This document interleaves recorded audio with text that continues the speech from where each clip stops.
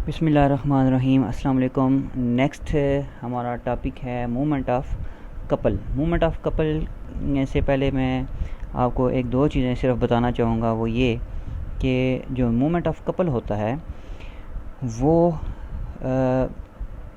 दोनों फोर्सेस के मूवमेंट के बराबर होता है, ठीक है।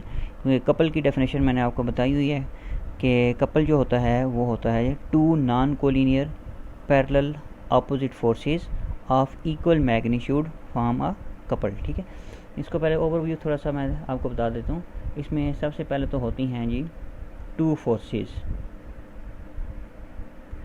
दो फोर्सेस होती हैं इसमें, और ये होती हैं, और दूसरे नंबर पे होती हैं ये नॉन कोलिनियर होती हैं,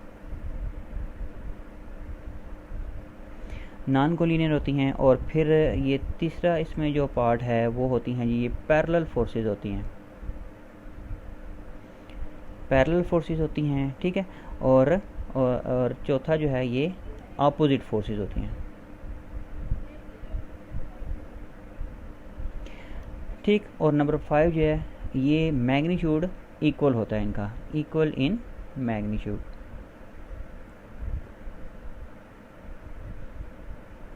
इक्वल इन मैग्नीट्यूड, ठीक है। तो दो फोर्सेस मिलकर कपल बनाती हैं, दोनों फोर्सेस नॉन कोलिनियर होती हैं। नॉन कोलिनियर का मतलब है कि दोनों एक पॉइंट से पास नहीं कर रही होती। पैरेलल आपको पता है कि पैरेलल फोर्सेस होती हैं, अपोजिट होती हैं, डायरेक्शन इनकी अपोजिट होती है, इक्वल इन मैग्नीट्यूड होता है, इनका मैग्नीट्यूड दोनों का सेम होता है। तो दो फोर्सेस अगर हम ये ड्रा करें, फर्स्ट करें ये आपके पास एक फोर्स है एफ, ठीक है, और क्योंकि ये नॉन कोलिनियर होगी तो एक पॉइंट से पास नहीं करी होंगी, पैरेलल होंगी और अपोजिट होंगी। पैरेलल ये देखें, ये पैरेलल भी होगी और ये अपोजिट होगी। अगर ये एफ है तो ये माइनस एफ फोर्स हो जाएगी, ठीक है। इक्वल इन मैग्नीट्यूड, दोनों का मैग्नीट्यूड जो है वो इक्वल होगा। मैग्नीट्यूड जो होता है इसकी लेंथ जो है ये इसका मैग्नीट्यूड ही असल में शो कर रहा होता है, तो मैग्नीट्यूड इनका इक्वल होगा और दोनों फोर्सेस जो हैं वो अपोजिट होंगी, पैरेलल होंगी, नॉन कोलिनियर होंगी। तो ये दोनों मिलकर क्या बनाएंगी, कपल। अब मूवमेंट ऑफ फोर्स जो हमने पढ़ा था उसमें हमने मूवमेंट ऑफ फोर्स निकालते हुए हमने किसी एक फोर्स थी हमारे पास, लेकिन कपल में दो फोर्सेस आ गई हैं। तो जो मूवमेंट ऑफ कपल जो होगा, मूवमेंट ऑफ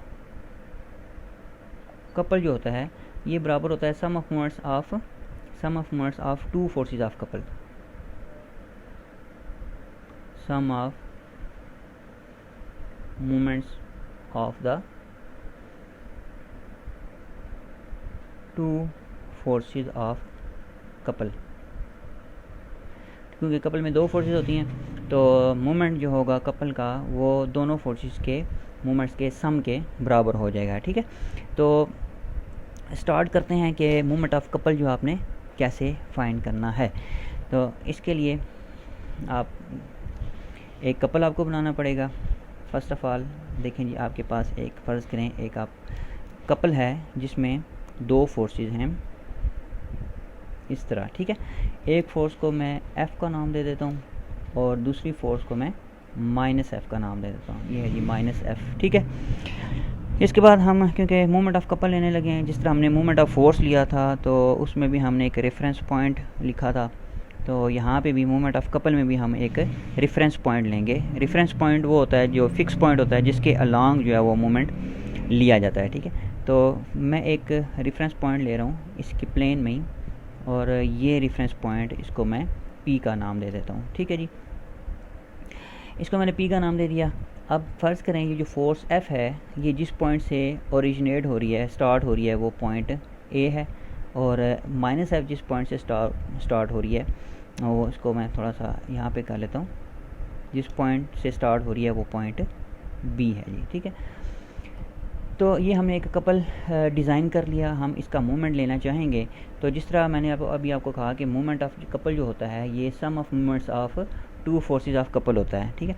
तो हमने क्योंकि ये दो फोर्सेस हैं तो कपल के मूवमेंट को लेने के लिए हम वन बाय वन एक एक फोर्स का मूवमेंट लेंगे, तो दोनों को सम कर देंगे, वो कपल का मूवमेंट हो जाएगा, ठीक है जी। अच्छा, मूवमेंट ऑफ फोर्स हमने लेने के लिए हमने क्या किया था, आपको याद होगा कि हमने रेफरेंस पॉइंट से फोर्स तक का डिस्टेंस ले लिया था, ठीक है। तो फ़र्ज़ करें कि P से लेकर O A तक जो इस रेफरेंस पॉइंट का फोर्स F से जो डिस्टेंस बन गया वो PA बन गया, ठीक है, PA। और इसी तरह जो फोर्स -F है उसका अगर रेफरेंस पॉइंट से हम फासला लें तो वो ये बन जाएगा PB, PA एंड PB, ठीक हो गया।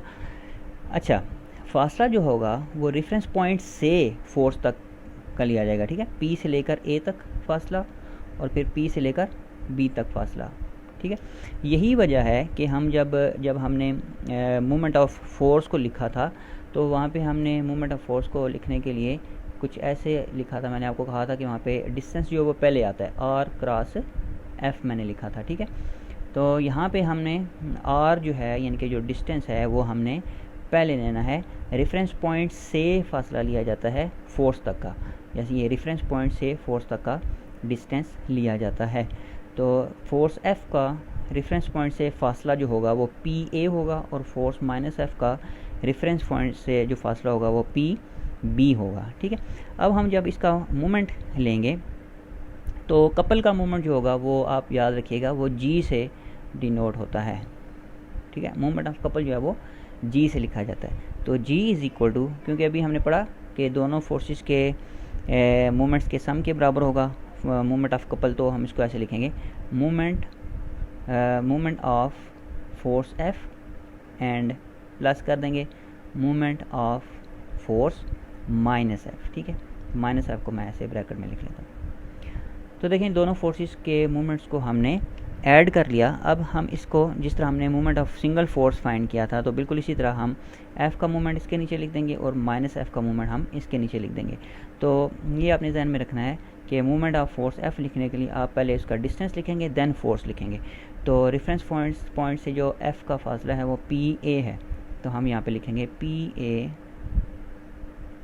क्रॉस F, ठीक है। अब PA जो है ये भी एक पोजीशन वेक्टर है, इसको भी हम वेक्टर फॉर्म में लिखेंगे और F तो है ही एक वेक्टर।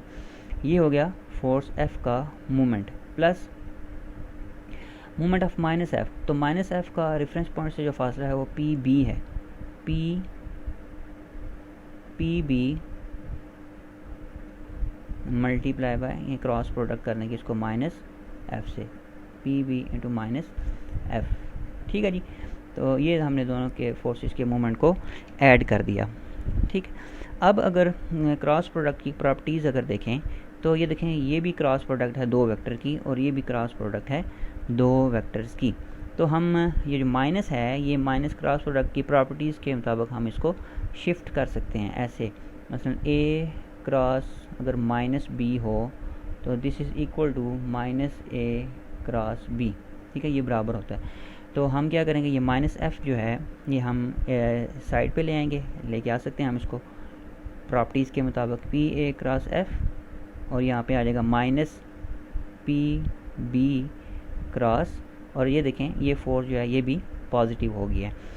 ये हमने आपको समझ आ गई होगी कि हमने F माइनस को हम इधर क्यों लेके आए, क्योंकि हमने दोनों फोर्सेस को एक जैसा बना लिया। यहाँ पे F और यहाँ पे -F था, अब क्योंकि हमने माइनस को हटा करके PB के साथ हम लेके आए हैं तो वो फोर्स भी पॉजिटिव हो चुकी है।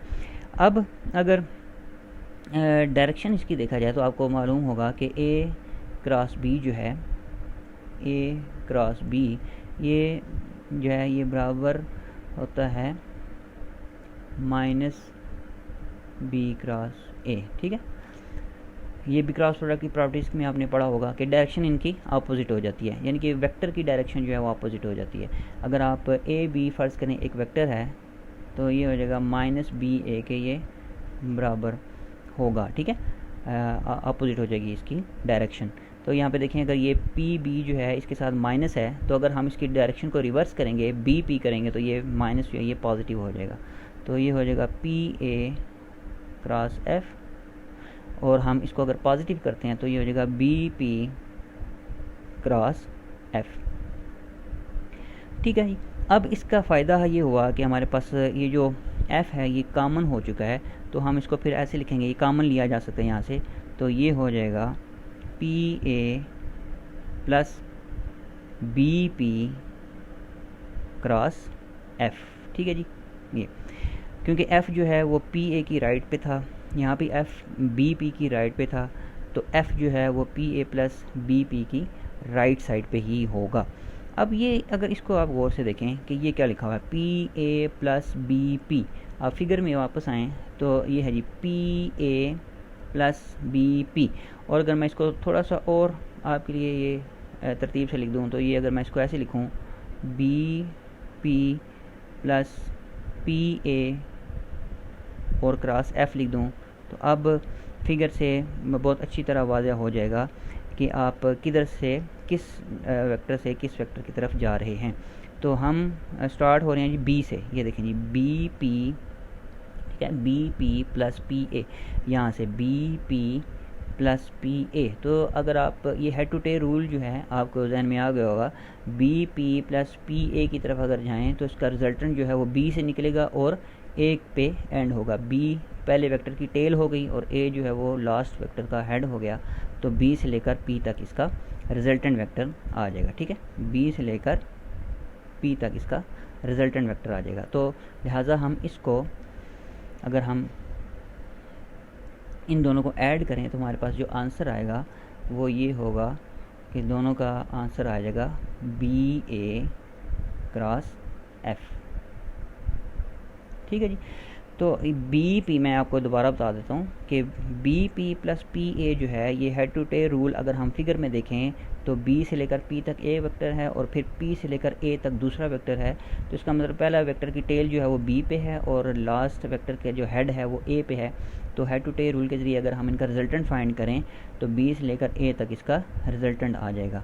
तो हमने B P plus P A को हमने बी ए लिख दिया, क्रॉस एफ लिख दिया, ठीक है।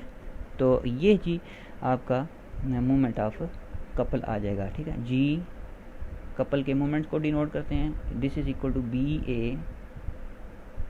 ए क्रॉस एफ, ठीक है। तो this is movement of couple. अब यहाँ पे इसका अगर आप रिजल्ट देखो, इसको थोड़ा सा हम इसको रीड करें तो आपको क्या मिला। बी ए जो डिस्टेंस है, अगर हम फोर्स, क्योंकि कपल में दो फोर्सेस होती हैं, एक एफ़ और एक माइनस एफ़, तो हम अगर फोर्स एफ़ ले रहे हैं तो एफ़ का डिस्टेंस देखें कहाँ से लिया जा रहा है। अगर फोर्स पॉजिटिव एफ़ ले रहे हैं तो इसका डिस्टेंस नेगेटिव फोर्स से पॉजिटिव फोर्स की तरफ लिया जा रहा है, ठीक है। तो बी ए क्रॉस एफ़, अगर हम फोर्स एफ़ को लेते हैं कपल के मोमेंट में तो इसका डिस्टेंस दूसरी फोर्स से इस फोर्स तक का होगा, बी ए क्रॉस एफ़, ठीक है जी।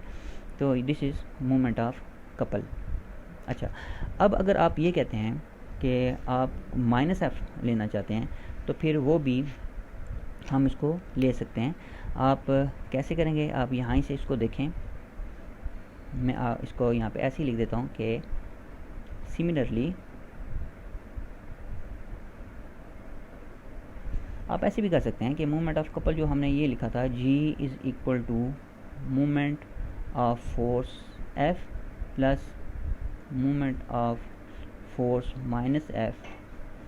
तो दिस इज़ इक्वल टू, ये मैं यहाँ से लिख रहा हूँ, P A cross F plus P B cross minus F. ये अब देखिए, मैं फोर्स को अगर आप कहते हैं कि माइनस एफ़ को हम लेके आना चाहते हैं, पॉजिटिव एफ़ नहीं हमें चाहिए, माइनस एफ़ चाहिए, तो हम क्या करेंगे, ये देखें जी, अब इसको रिवर्स कर दें, ए पी को, जब आप पी ए को रिवर्स करेंगे, ए पी करेंगे, तो this is minus A P हो जाएगा, क्योंकि हमने वेक्टर की डायरेक्शन को रिवर्स कर दिया है, cross F plus P B cross minus F. ये अब जैसे हमने पहले किया था कि ये देखिए, माइनस एफ़ को हम पी बी के साथ लेके आए थे, तो यहाँ पे हम इस माइनस को एफ़ के साथ लेके जा सकते हैं। तो ये हो जाएगा A P cross minus F plus P B cross minus F. अब यहाँ पे आप देख सकते हो कि एफ़ माइनस एफ़ जो है वो कॉमन एलिमेंट है, तो हम इसको कॉमन लेंगे, तो यहाँ पे हो जाएगा A P plus P B cross minus F, ठीक है।